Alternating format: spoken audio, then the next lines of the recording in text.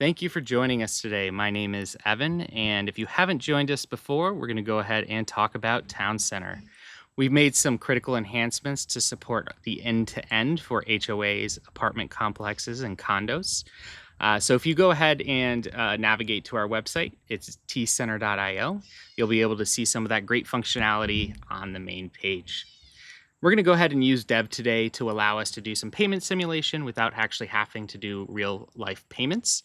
But the production environment, the tcenter.io, that will have all of the pieces you need in there. There's nothing different about it. So if we go ahead and take a look here at some of our features, we've enhanced this beyond just, issue tracking, beyond just your architectural reviews. And now we're doing things like online payments for HOA fees. We're doing violations. We're doing space and rental bookings. We're doing different things like community boards and direct messaging to the HOA board or your management company. And it's pretty cool. If we jump into this a little bit, you'll see some of the functionality around how we do kind of the end to end, not just with the resident experience, but also the finances in terms of your HOA. So what we're going to do here is log in. And inside this application, and just to note, this is the web application. We also have a mobile app for iOS currently out, and we are in the process in the next couple of weeks of deploying out our Android application. So this is just the web piece of it. But from the community perspective on the web UI that you log into, you'll go ahead and land on a admin dashboard. Now, what we're going to do is I'm going to switch over because I'm a community admin for a few different communities. But we're going to go ahead and select our demo HOA. It will land us on this dashboard view with some information here. And we've talked a little bit about this before, but this is your view of how your community is doing. So your total issues, your open tickets, and progress closed, ARC requests, some categories, things like that to kind of give you a pulse of what's going on.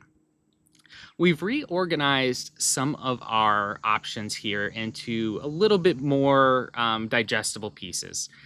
So we have our people option here that allows us to maybe invite new members of our HOA. We have our finance piece here that allows us to set up our payments, so one-time payments or HOA fees. We have our financial reports, which we'll dig into today. And then we'll dig a little bit into compliance, communication, and operations later. So let's start with people. So what we're going to do is I'm going to go ahead and I have a brand new member of my HOA. So they just bought a house in the community and I want to invite them. So I'm going to go ahead and type their email and say, welcome to the community. Please let us know if you have any questions. And we're going to go ahead and send that invite. And you can see it's sent out to this specific email. And we'll actually open up our email now. And we'll see, hey, you've been invited to the Town Center Demo HOA. So it'll tell us to go ahead and go to register. It'll give our community code. So it'll say join with a code. And we'll call this, we'll just do John Doe. And phone number we don't need.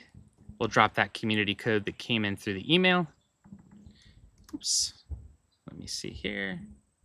Let me just copy it. I don't think I copied it right from the email. Oh, I'm in the wrong environment.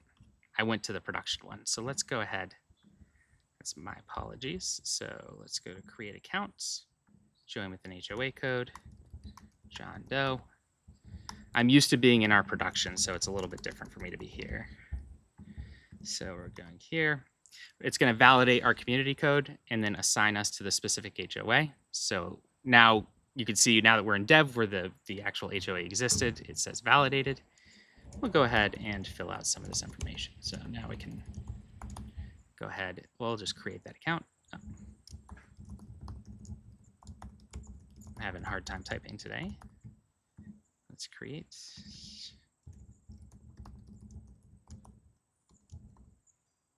Do I have my, yes.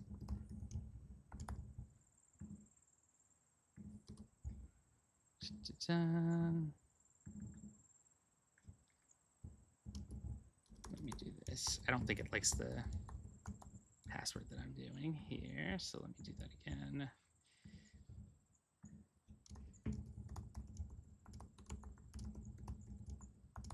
I just can't type today. There we go. All right, so we're going to do actually John Doe, and we'll do my email real quick, and we'll go ahead and create our account.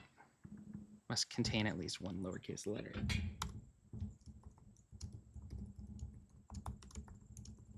Oops. All right, I had cap locks on. There we go. It's a rookie mistake. So we're going to go ahead and go to this code here.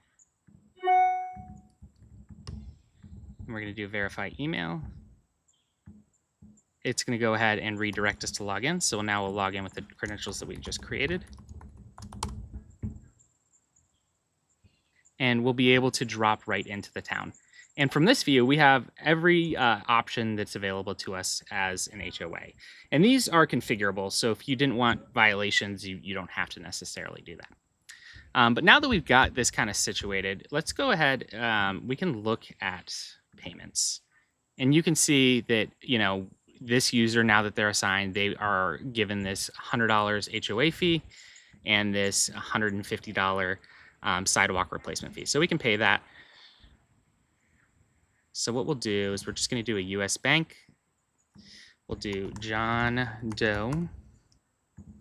We'll set up this. We're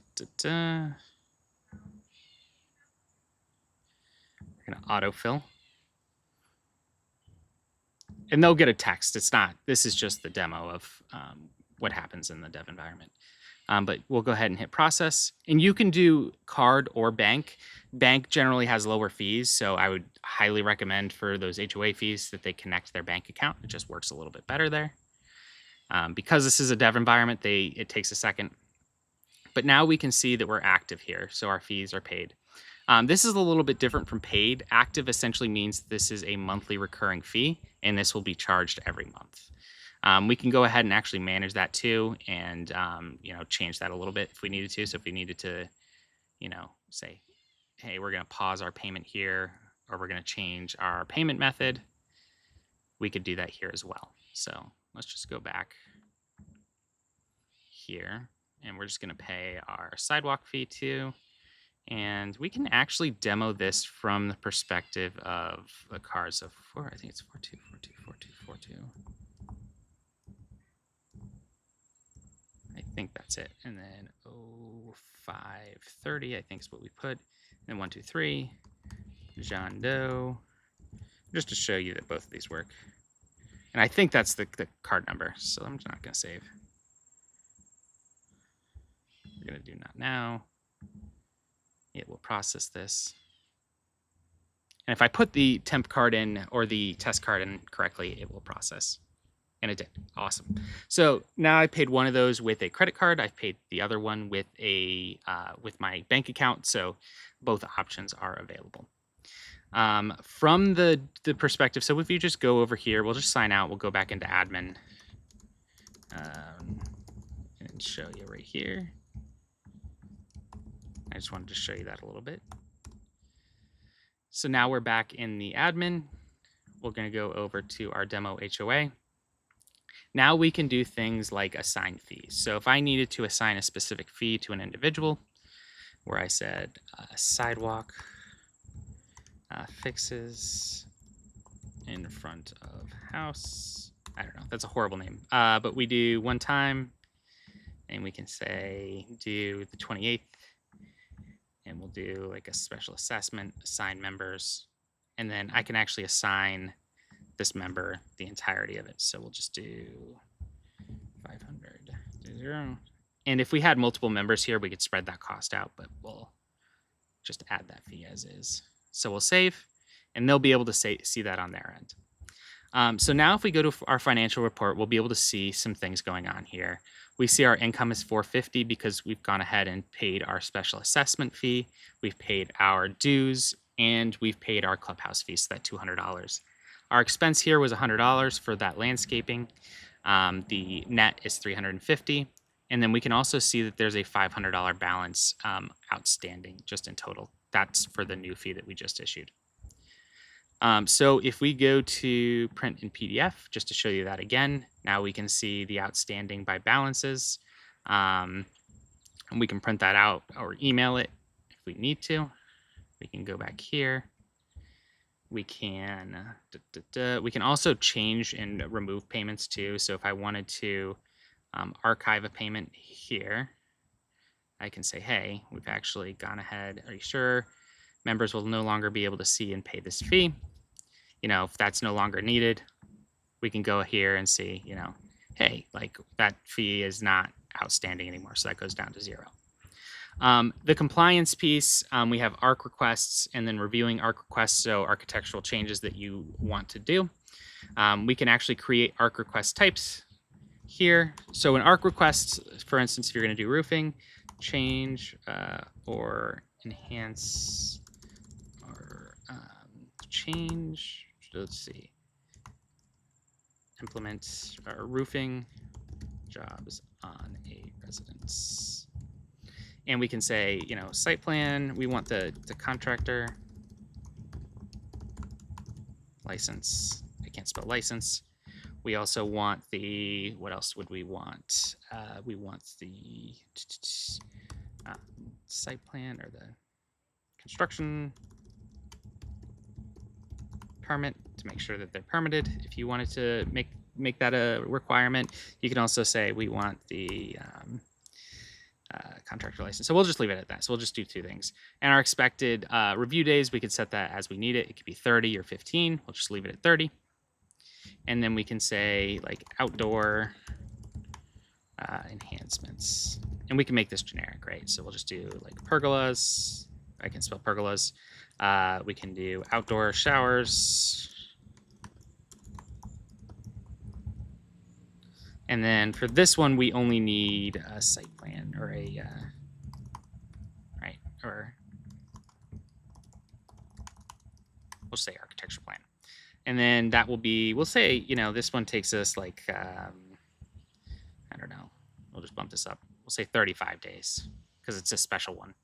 And from there, they can actually use that and create those ARC requests. From the manage violations perspective, we can actually log a violation in here. We have options for all open and cured as well as closed. If we do a log violation here and we go to click a resident, our dropdown will show us the residents that are available. And we'll say 123 Demo Road. And we'll say trash cans, right? And the cool thing about this too is you can take a photo. So this is also available in the mobile app. So if you're walking by and you take a photo and say, hey, your trash cans have been out for a week. Here they are. Trash cans need to go back behind the fence, please. And we can attach a photo there if we want to, but we're not going to do that. We'll log that violation. So this is at its first stage, so it's a warning. And that will show up for John Doe on the other side. So if we were to just if we go and look at John Doe's side now, because we've done a few different things, he now has a few different things going on. He or she has a few different things going on with their account. So let's just go ahead and log in here. Now we can see our overview here. They don't have any ARC request issues or recent announcements. But they do have a violation warning here. And this will actually show up in the application. It shows up as a notification. So as soon as this hits, it will be like, hey, you have a violation notice.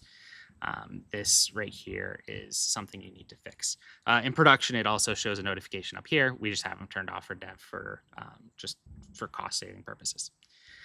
So now I can go ahead. I can view the details of this. If there were photos attached, I can go ahead and see the photos. I can, from there, go ahead and fix that violation, or, it can get escalated. Hopefully it doesn't happen that way. So that's how violations work.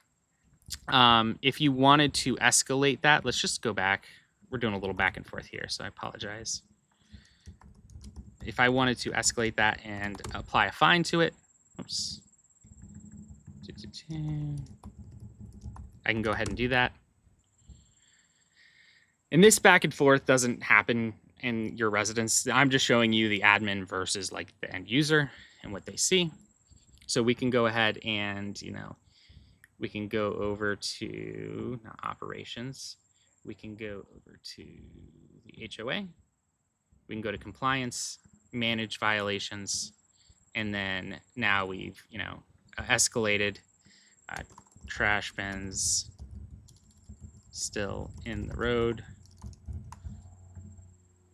And we can attach a fine to that as well. So if we made it $50 as an example, due next week, enter valid amounts. So 50. Attach a fine. So there we go. We've attached a $50 fine there. And then we can export a CSV of violations if we wanted to. We can also see that this is in fine state. So if we were to go back and just simulate this as a resident, what a resident would see.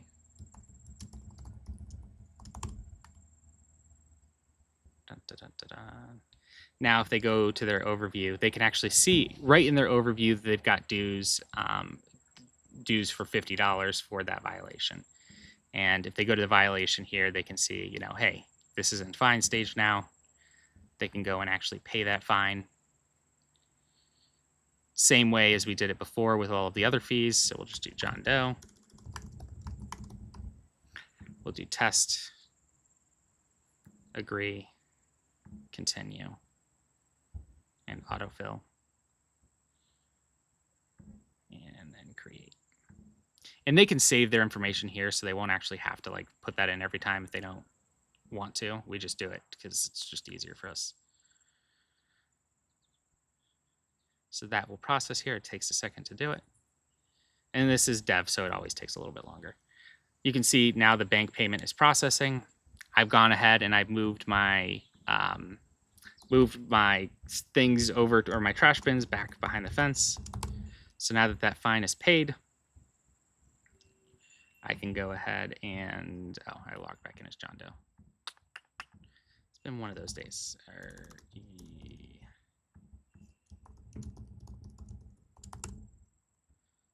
And we're going to go ahead and go to the specific HOA. We're going to go to manage violations. We're going to go ahead and say mark as cured. They went ahead and fixed it. Thanks for moving them. Cool. And then now that's all resolved. It will show up as resolved on their end. So one of the other things that we introduced to the newer version of Town Center recently is this idea of spaces. So a lot of people that I've talked to in HOA said, hey, part of how I reserve my space is I send an email, I write a check, I put it in the inbox or the mailbox and send it off to the HOA admin or the condo association. So we wanted to make this a little bit easier for users. One, from the scheduling perspective, we don't have to worry about people overlapping with other people. So if somebody wants to rent for the clubhouse for an entire day, and then somebody tries to rent for an hour, we have safeties in there to prevent that. We are going to be adding something called blackout, which allows you to black out the clubhouse to prevent people from booking in that specific time frame. And we also have cancellation and refunds and things like that. So from this manage spaces page, we can actually add a space, and we're going to go ahead and do first tennis court. And from this perspective, if I wanted this to be reserved, so say for instance, I lived in an area where you had to reserve tennis courts, right? So we're going to go ahead and say that this is going to be 20 per hour and add that space. And now this space is available, is active and bookable by residents. Now, the interesting thing too is you can also make this not bookable, right? So if I have maintenance going on somewhere on the tennis courts or in the clubhouse, I can set that accordingly. Now, from the user perspective, let's just we can view as a resident, so we can simulate this a little bit. So what we have here is this ability to go to book a space, and we can see all of the available spaces to book and their prices. And in our case, they're either per day or per hour. So if I were to go to book, it would take me to Stripe, we'd follow that process, and then it would show up in a booking. Now, one of the interesting things about the resident view versus logging in as a resident is it doesn't allow you to make payments. So That's very intentional to prevent you from accidentally spending $20 to simulate something. So right here, we have this ability to book. The resident could book, and we'll show you that on the other side. From the admin side, if we exit this resident view, we have the ability to go to manage spaces and bookings. And we can see, hey, Evan booked the clubhouse from 8/7/2026. He paid for the full day. This is confirmed. If something comes up and we need to immediately close something that we didn't foresee, we can go ahead and cancel, and we can issue a refund for that $200. In this case, you can see this right here. We canceled this specifically because we had some maintenance going on, and we didn't want to, we didn't want to go down that path. So that is the managed spaces piece here. So this is pretty straightforward. Like I said, we'll be adding something called blackout, which allows you to not take it off of the list of available things to book, but to black out that period to make it so that you can't book in a specific spot. So if you have some kind of event going on. So one of the interesting things too that we allow is this RFP, so request for proposal. So in our platform, we talk a little bit about this, but essentially, this was something that came out of a conversation with HOAs to say, hey, like what things don't you have in your platform now that you'd like? So the ability to create a request for proposal, set up the categories, do all of that kind of stuff to support, what you need from the specific vendor to support that HOA. You have the ability to define scoring criteria, so price, experience, timeline. You could add your own criteria as long as it adds up to 100.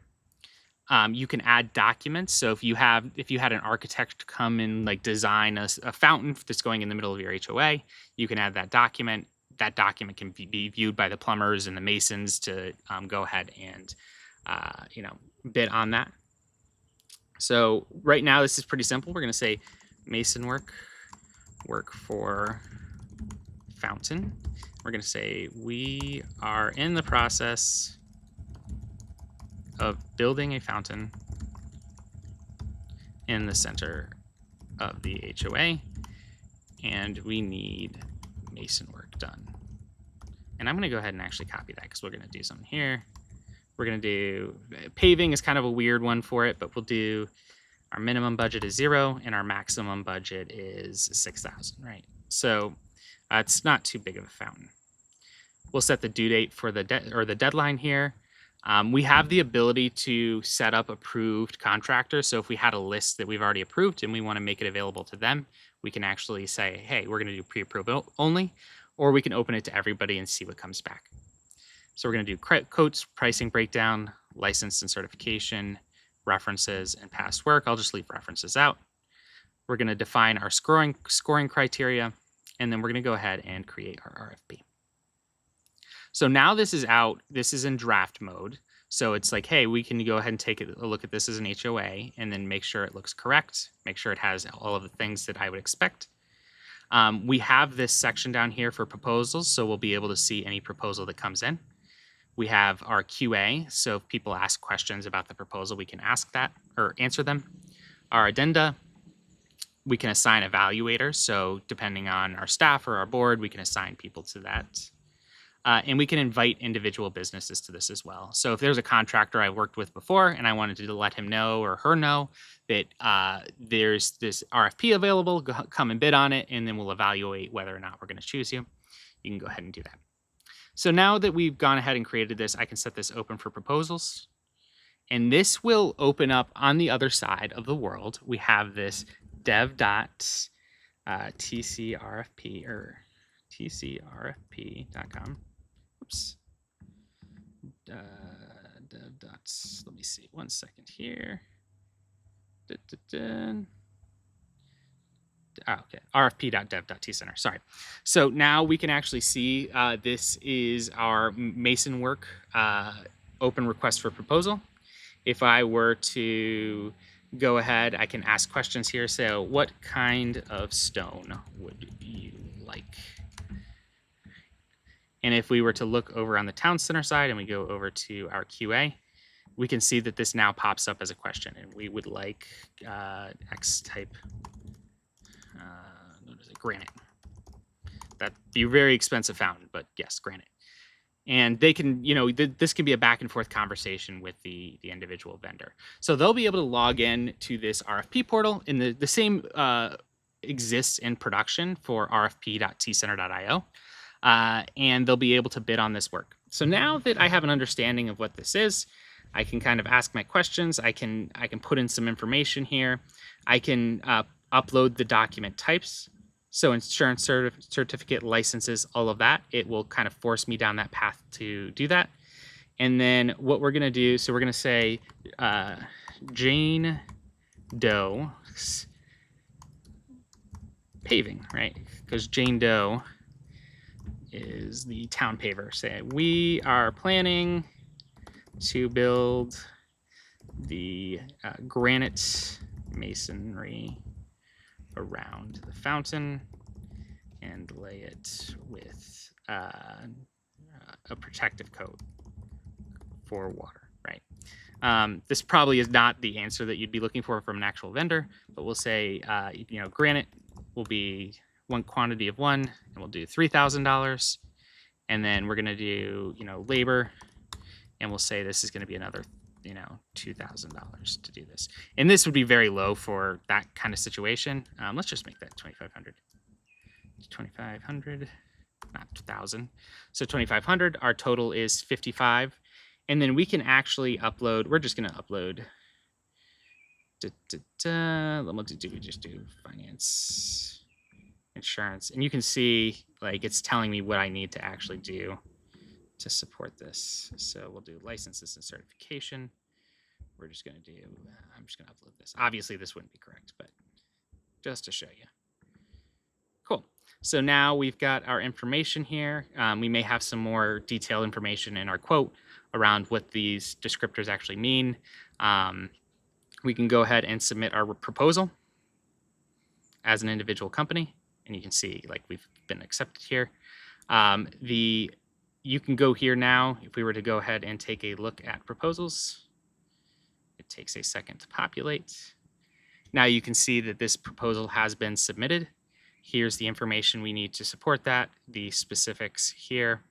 We can mark it under review, which will then show on the, if we go here, if we go and see here, we can see under review, and we can do all kinds of stuff here.